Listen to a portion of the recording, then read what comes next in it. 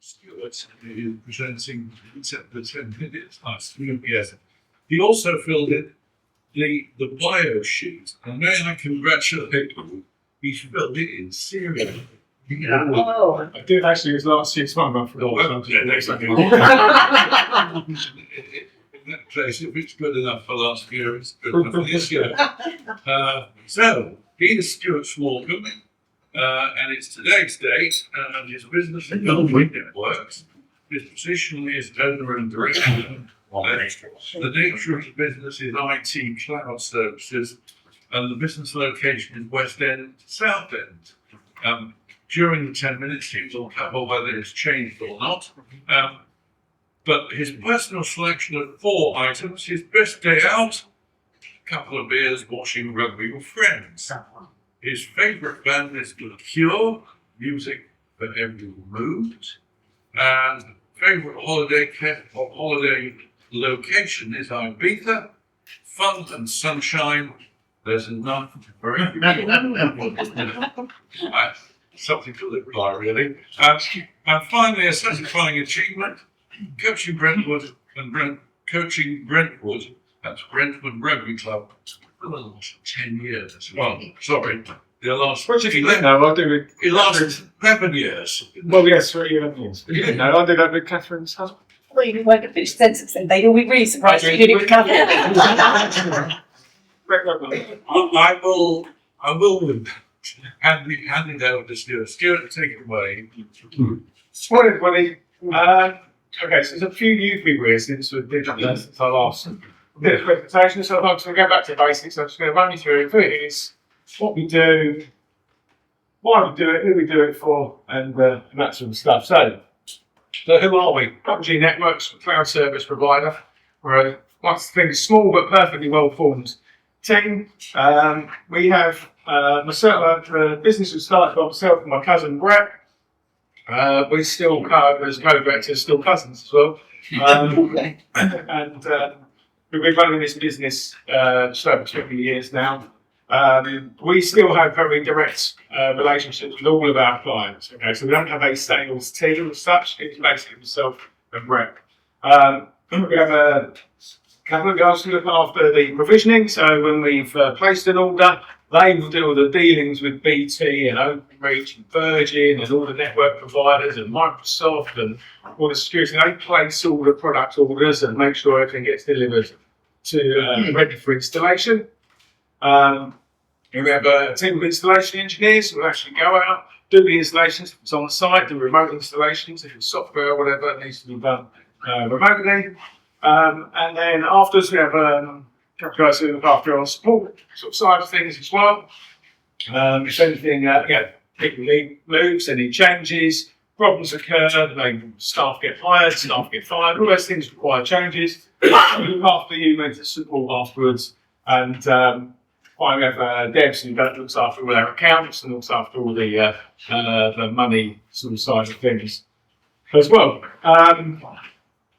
This is us. There's a few more of us actually, but I just happen to be in the office on the day we took the picture. So what do we actually do? Primarily, number one, I'll run through these notes, but connectivity, internet services, basically. We will look after business internet services. They go from lease lines, which are dedicated fibre optic networks, typically a gigabit service now, up to 10 gigabit services or more if we need it. As I described with Royal Opera House, we can do resilient services, so if anything should go offline at any time, we've got backup. Full fibre broadband, we can do that. Business grade broadband, similar to what you see advertised on TV for home, but business. Sygia, which is kind of going, that's the old FTTC, you can't hold FTTC anymore, even though it's not going to explain it.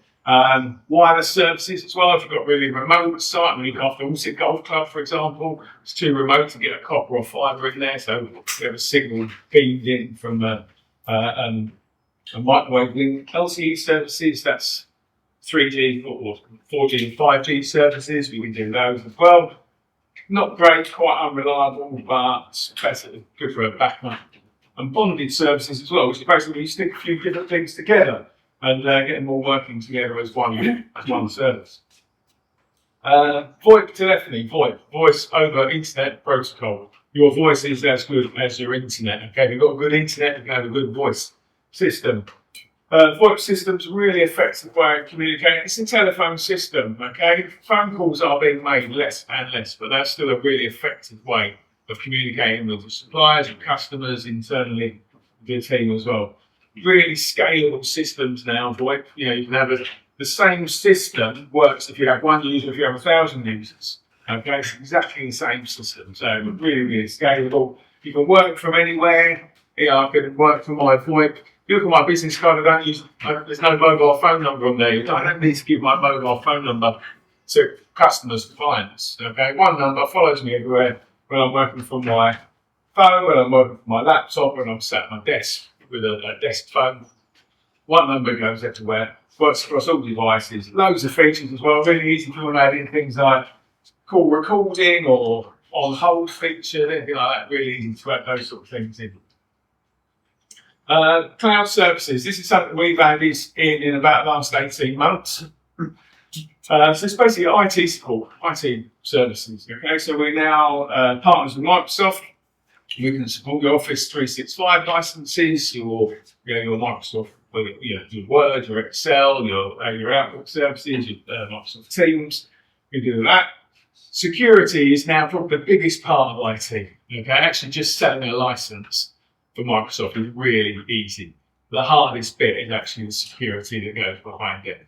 Okay, we do not sell Microsoft licensing without our security products on it. We won't do it. Okay, so if a customer comes to us, they will have to buy security from us, otherwise we won't engage with them. That's for our safe as much as it is for them. Big Defender is like your email security, your antivirus, that sort of stuff. And is endpoint security, the actual devices. Red Store data backup. Like for example, if you use cloud services like HubSpot or Xero, or even if you use Microsoft 365, who's backing up your data? Because it's not Xero's responsibility to back up your Xero data. Did you know that? So if Xero lose their data, that's your fault. That's your responsibility. You have to have that backed up. Use something like Red Store, and we can back that data up for you. And obviously IT support, so it breaks for fixing it. Right? Business mobiles, pretty straightforward. We can supply business mobiles for all networks, O2, Vodafone, the networks. We can supply your hardware for Apple or Samsung. We have dealerships with both of those, and other ones as well. There are some like needs for robust equipment, that sort of stuff.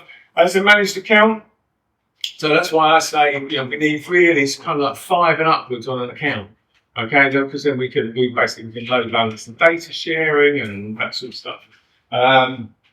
Simple billing, it all comes together. So all of these services with your IT, your internet, phones and mobiles, all that sort of stuff, all comes together on one simple bill. So who do we do this for? Those are all the services we provide. Who do we provide them to? So small businesses across London and the South East.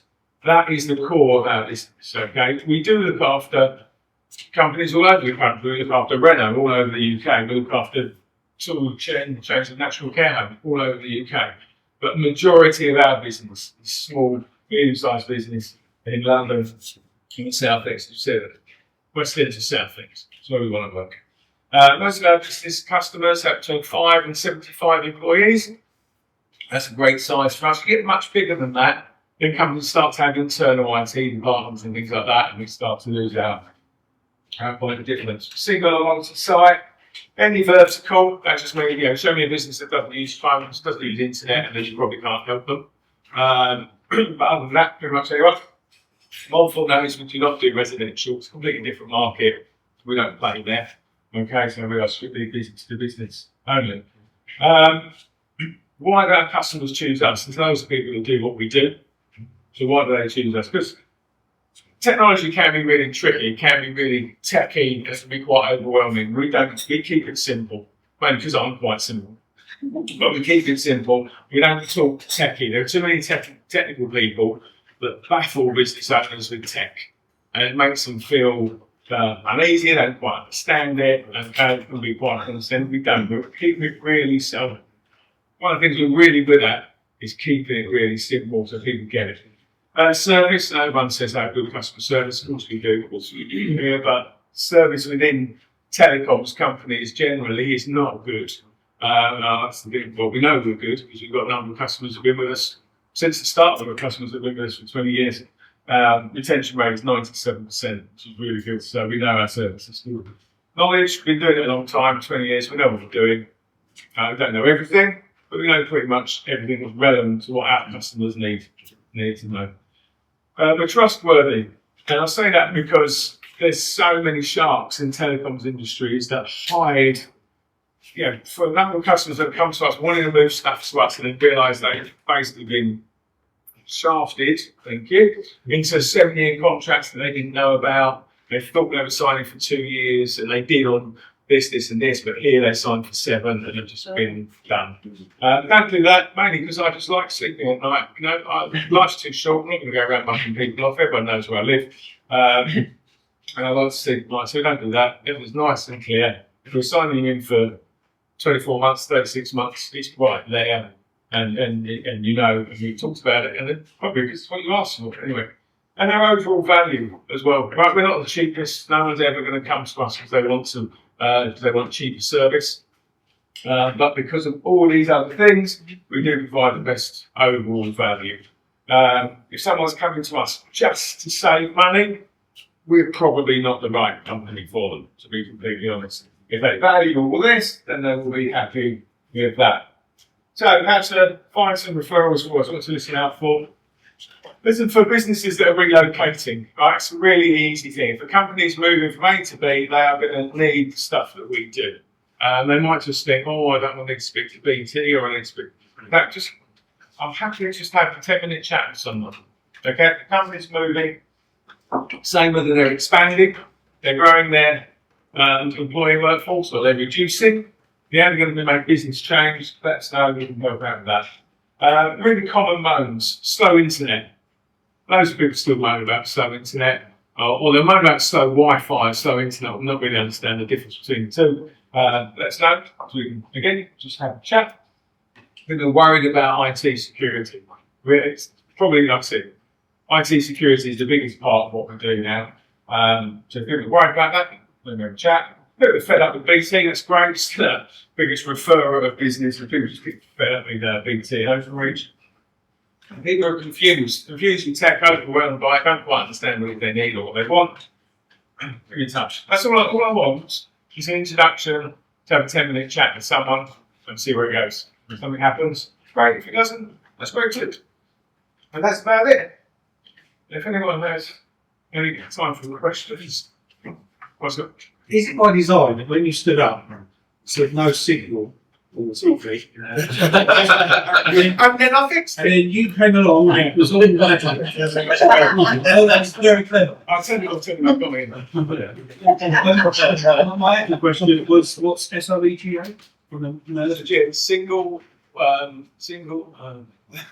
order general Ethernet access. Thank you. Whenever we go out anywhere, we log into the Wi-Fi network, up for response or whatever. Yeah. I know that's not always the safest, but is there anything that we should be doing or not doing or not logging into it? What we call referrals. Okay, technically no, it's not secure. If anybody on there wanted to get on and get access, then they could do. I always think security got to have a little bit of balance. I think if you're in like a massive hotel, then you're a lot more risky than you're sitting in a small business like that. Like here. Generally, I don't like, especially in the UK, you've all got unlimited data, right? Just use your own data. Yeah. If you're overseas, it's slightly different. But yeah, it's that's what it is. Go on. So you mentioned Wi-Fi and doing earlier. Yeah. So is that like a portable unit? What is that exactly? It's a wireless delivery of a signal. So it's not a portable unit, no. So we would say we've set up a music festival or something like that. The camera will basically stick a mast way into the air, Yeah. We will have a point of location, for instance, on the top of the tower at Brook Street there, and we'll mast up in there. And once you get over the tree line, there's the line of sight goes everywhere. You know, we go up and we'll find the signal, and we will link onto that, and then bring that down and use that. So, Right. that's A lot of my work's been filming TV, and those units filming on location. yes, So it's like, as soon as you turn up on a trailer, yes, you put it up, put it down, and they. yeah. So I'm used to in a hotel or a restaurant being able to use their Wi-Fi. Yeah. Canada, no. Right. Still in hotels, even the Ritz and the posh ones will charge you for using their Wi-Fi. What's going on, and should you be relocated to Canada and sorting it out? Why? I mean, that used to happen here, right? We used to charge, and then actually businesses realise it's actually far better for you to give that internet away. People will then sit there and they will post from Instagram, from your restaurant, from your cafe, from your hotel. So actually the publicity you get from allowing people to use the Wi-Fi is far better than charging people. Why they do that as well. Sorted out. Okay. Stuart, thank you very, very much indeed. An excellent presentation.